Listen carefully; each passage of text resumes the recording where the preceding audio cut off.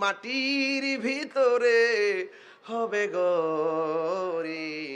মন আমার কেন বান্ধ দালান ঘর রে, মন আমার কেন বান্ধ দালান ঘর। প্রাণ পাখি উড়ে যাবে পিঞ্জর ছেড়ে, ধরা দামে সবই রবে তুমি যাবে চলে। বন্ধু বান্ধব যত, মাতা পিতা তারা শত, হয়ে যাবে সবই তোমার পরে। মন আমার কেন বান্ধ দালান ঘর রে, মন আমার কেন বান্ধ দালান ঘর। এ বন্ধু, আল্লাহ কোরআনে কি কয় জানেন? পীরের গাওয়ায় গোরস্থান আসেনি? কোন দিকে বাবা? পাশেই আছে।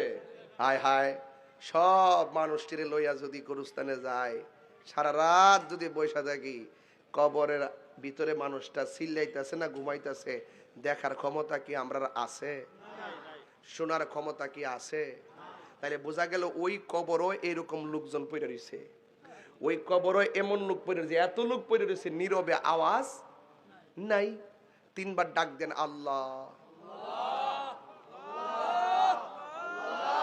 দেখেন তো আওয়াজটা কত কঠিন লাগছে, অসহায়। আল্লাহ আল্লাহ ও আল্লাহ, দেখেন তো কত অসহায় লাগে।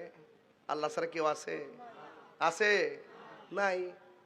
আল্লাহ গো, দেখেন কত অসহায় লাগে। এর চাইতে কঠিন ভাষায় তারা ডাকতেছে, আর পারি না,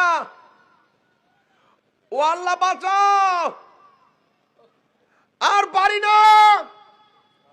আগে যদি জানতাম নামাজ না পড়া কবর আইলে এত শাস্তি, জীবনে নামাজ ছাড়তাম না।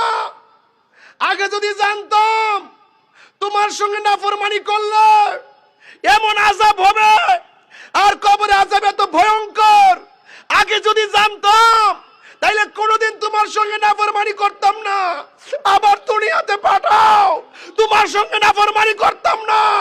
আল্লাহ বলবেন না, সুম্মা ইলাইহি তুরজাউন, ফিরে আসলে আর যাওয়া যাবে না।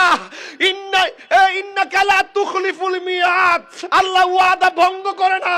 জীবন মৃত্যু নির্ধারিত। আর আওয়াজ করে কোন আল্লাহু আকবার। আওয়াজ দেখেন গা, আল্লাহ বলছেন লা ওয়া মা